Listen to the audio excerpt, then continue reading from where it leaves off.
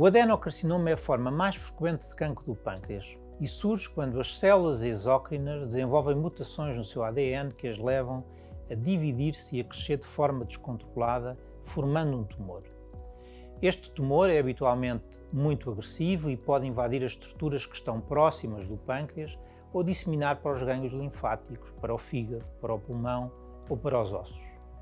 A incidência do cancro do pâncreas tem aumentado nos países desenvolvidos e em breve virá a ser a segunda causa de morte por cancro nos países ocidentais. Em Portugal surgem anualmente cerca de 1.600 novos casos por ano.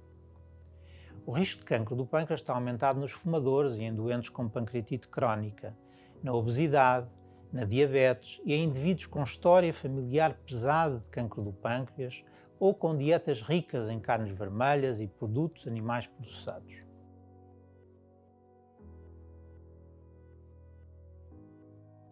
Não existem ainda formas eficazes de prevenir ou de fazer o rastreio precoce do cancro do pâncreas. Doentes com fatores de risco, em particular com pancreatite crónica ou com história familiar de cancro do pâncreas, devem ser incluídos em programas de rastreio para indivíduos de alto risco e devem ser aconselhados a promover estilos de vida saudável, a abstinência de tabaco, uma dieta adequada e o controle do peso. Pela sua localização, o carcinoma do pâncreas é habitualmente difícil de diagnosticar. Os sinais e sintomas mais frequentemente associados a esta doença são a icterícia, o emagrecimento, a dor abdominal, a própria pancreatite aguda ou o aparecimento de diabetes.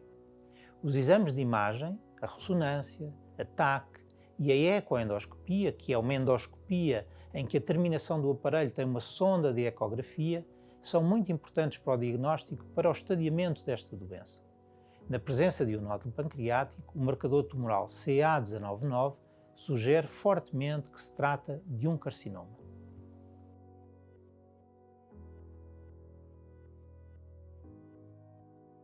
Frequentemente, o diagnóstico do cancro do pâncreas é feito em fases tardias da doença.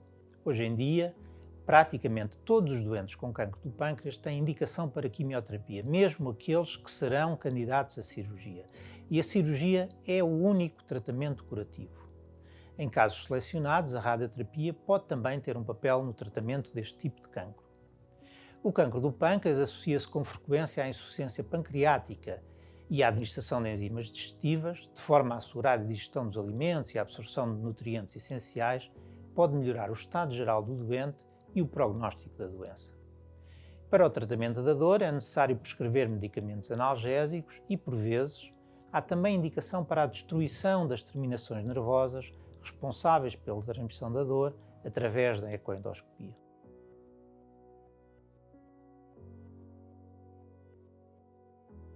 Um quisto do pâncreas é um nódulo que apresenta conteúdo líquido. A palavra quisto deriva do grego quistis, que significa saco, e na maioria dos casos resulta da proliferação de epitélio pancreático com produção de líquido que fica circunscrito numa cavidade. É aquilo que chamamos uma neoplasia quística.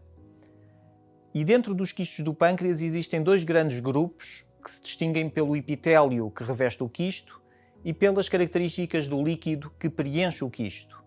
De um lado temos os quistos mucinosos, que são os mais comuns e que se caracterizam pela presença de muco ou mucina e que poderão ter algum risco oncológico dependendo das suas características individuais. Para além dos quistos mucinosos, temos outro tipo de quistos que são os quistos serosos, que contêm um líquido seroso de baixa viscosidade, portanto sem mucina, e que não têm qualquer potencial oncológico.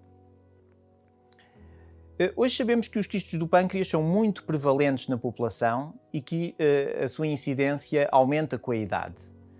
Tem-se verificado um aumento muito significativo da incidência de quistos pancreáticos, por um lado devido ao maior reconhecimento na comunidade médica e especialmente pela maior utilização de exames de imagem, como TAC e ressonância, que tiveram uma expansão muito significativa nos últimos 30 anos. Devemos salientar que há poucas décadas pouco se sabia sobre os quistos do pâncreas. Esta distinção entre quistos mucinosos e serosos só foi reconhecida há cerca de 40 anos e a natureza dos chamados IPMNs, que são os quistos mais prevalentes na população, na prática clínica atual, só foi definida há cerca de 20 anos. Hoje sabemos que os quistos do pâncreas são muito prevalentes, principalmente nas faixas etárias mais avançadas. Nos estudos de ressonância e ecoendoscopia, que são os métodos mais sensíveis para a detecção dos quistos, a prevalência global ronda aos 10-15% e aumenta com a idade, afetando 1/3 dos indivíduos com mais de 80 anos.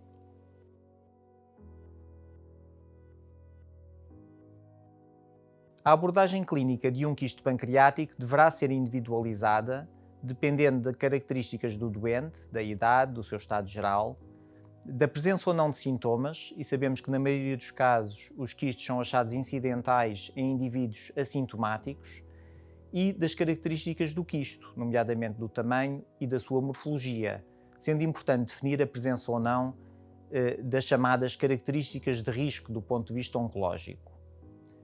Portanto, a abordagem de um quisto implica, em primeira instância, bom senso, uma vez que na maioria dos casos correspondem a lesões pequenas, a lesões assintomáticas e que se revelam inofensivas em doentes idosos. Para caracterizar morfologicamente um quisto pancreático, que é, por exemplo, detectado numa ecografia ou numa TAC, o exame indicado em primeira linha será uma ressonância magnética. Em indivíduos jovens e nos quistos de maior dimensão, nomeadamente com mais de 2 cm, torna-se pertinente determinar com precisão a natureza do quisto e, para este fim, o exame mais indicado será a ecoendoscopia, que é um exame que conjuga a endoscopia com a ecografia de alta definição e que permite a realização de uma biópsia dirigida através do estômago ou do duodeno. Esta biópsia, com a análise do líquido e das células do quisto, permite definir com maior precisão a natureza do quisto, bem como a presença de algumas características de risco de malignidade.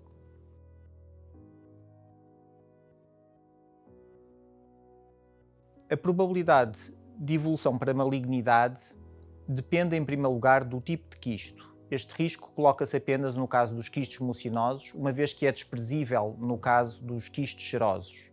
Depende também das características morfológicas e moleculares do quisto. Hoje em dia está indicada a cirurgia quando o quisto condiciona sintomas, como icterícia ou pancreatite, ou quando se reconhecem determinadas características morfológicas de maior risco de malignidade ou de progressão para malignidade, como a presença de um componente sólido na parede do quisto. Temos hoje ferramentas cada vez mais precisas para esta caracterização, tanto em termos de imagem, como por ressonância magnética, como por ecoendoscopia, mas como também na avaliação do conteúdo do quisto, de forma a predizer a sua história natural. Neste campo, a ecoendoscopia e a biópsia guiada por ecoendoscopia assumem um papel central e o foco de investigação deverá continuar a ser a definição de painéis bioquímicos e moleculares que permitam estratificar o risco de malignidade de forma a selecionar os doentes que verdadeiramente beneficiam de intervenção cirúrgica.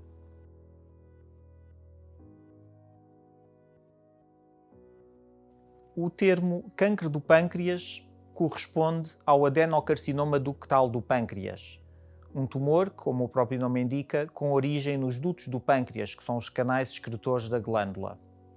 Conforme tem sido mediatizado, este tumor, o adenocarcinoma ductal do pâncreas, apresenta um comportamento biológico agressivo, com um prognóstico habitualmente reservado, uma vez que a disseminação tumoral é frequente e a maioria dos casos são diagnosticados numa fase já avançada da doença. Mas, na verdade, existem outros tipos de tumores do pâncreas que têm origem nas células endócrinas da glândula, que correspondem às células que produzem hormonas como a insulina. Estes tumores são conhecidos como tumores neuroendócrinos do pâncreas e a esmagadora maioria apresentam um prognóstico francamente mais favorável em relação ao adenocarcinoma ductal do pâncreas.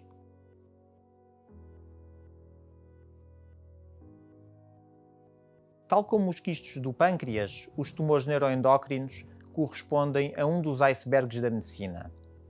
Isto porque a maioria dos casos são assintomáticos e só diagnosticamos uma pequena proporção dos casos. A parte escondida do iceberg são os casos não diagnosticados, em que a doença é assintomática e oculta. A incidência dos tumores neuroendócrinos do pâncreas tem aumentado rapidamente, tendo triplicado nos últimos 20 anos. Isto, essencialmente à custa dos casos diagnosticados em exames de imagem, principalmente por TAC, ainda numa fase assintomática. Portanto, são tumores muitas vezes incidentais ou incidentalomas, diagnosticados numa TAC realizada por qualquer indicação clínica. Apesar da parte oculta do iceberg estar a diminuir, com a maior acessibilidade que temos aos exames de imagem e à crescente utilização da TAC na prática clínica, sabemos que uma proporção de casos não diagnosticados continua a ser muito superior à proporção de casos diagnosticados. Estudos em séries de autópsias documentaram a presença de pequenos tumores neuroendócrinos do pâncreas, a grande maioria ainda microscópicos, em até 10% da população estudada. Esta é uma prevalência impressionante que denota que muitos destes tumores são indolentes e inofensivos, sendo fundamental perceber quais são os tumores com maior risco de progressão. Os tumores neuroendócrinos do pâncreas podem, na verdade, surgir em qualquer idade, até mesmo em indivíduos jovens, mas são mais frequentes na quinta e sexta décadas de vida. Afetam ambos os sexos e não há fatores de risco ambientais estabelecidos para a sua ocorrência. A maioria destes tumores são esporádicos e uma pequena proporção poderá estar associada a síndromes genéticos raros com transmissão hereditária.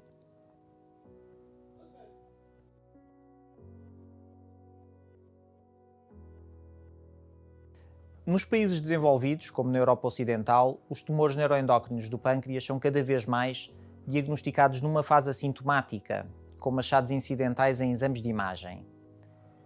Apesar destes tumores surgirem de células endócrinas produtoras de hormonas, a maioria destes tumores é não funcionante, o que significa que não produz hormonas em excesso, como acontece no caso dos insulinomas, que produzem insulina e que podem provocar hipoglicémias recorrentes.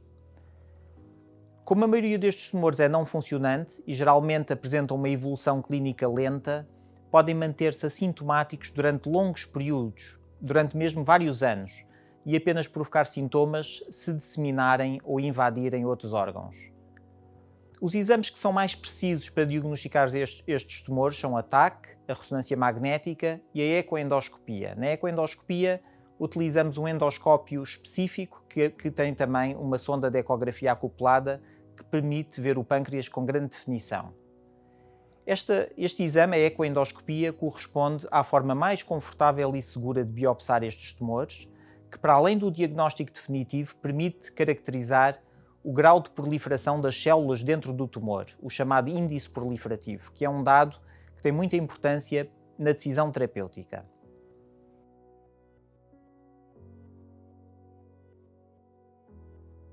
Deverão ser tratados todos os tumores neuroendócrinos sintomáticos, e isto inclui os tumores funcionantes, que produzem hormonas em excesso, os tumores que apresentam um comportamento maligno, nomeadamente os tumores que invadem outras estruturas ou órgãos, e os tumores que se consideram ter maior risco de progressão para malignidade. Isto, de uma forma genérica, inclui os tumores de maior dimensão, que apresentem mais de 2 cm. A decisão entre tratar versus vigiar um tumor assintomático de pequena dimensão, nomeadamente com 1-2 cm, deverá ser individualizada, assumindo neste contexto a biópsia guiada por ecoendoscopia um papel relevante, uma vez que permite definir na própria biópsia o índice proliferativo do tumor, o chamado grau de proliferação celular. E isto correlaciona-se com o risco de progressão e com o prognóstico destes tumores. A idade do doente, o estado geral e o tipo de cirurgia, que depende da localização do tumor no próprio pâncreas, são fatores também cruciais a considerar na tomada de decisão. Esta avaliação e a decisão entre vigiar ou tratar um tumor neuroendócrino deverá ser realizada sempre num contexto multidisciplinar e envolver também o próprio doente.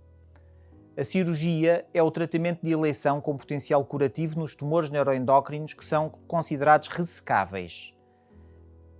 Existe também como opção a terapêutica ablativa guiada por ecoendoscopia, que ainda tem sido alvo de investigação e que apresenta resultados promissores em alguns subtipos destes tumores, de forma mais robusta nos tumores que produzem insulina, nos chamados insulinomas.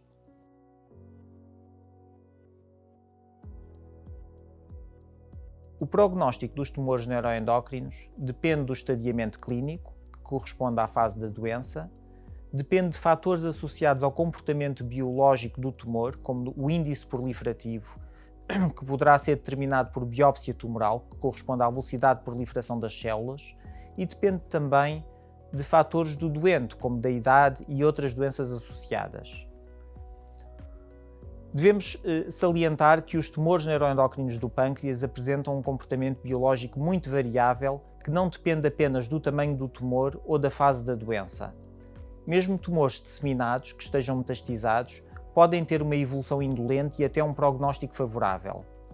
Por outro lado, mesmo um tumor isolado e circunscrito pode ter um comportamento agressivo. Isto salienta-nos que devemos continuar a investigar formas de estratificar o risco de progressão destes tumores, de forma a selecionarmos bem os doentes que precisam realmente de um tratamento e que são os que apresentam maior risco de progressão. É fundamental sermos criteriosos nesta decisão de ressecar cirurgicamente um tumor neuroendócrino, pois a própria cirurgia tem um potencial significativo de complicações imediatas e tardias.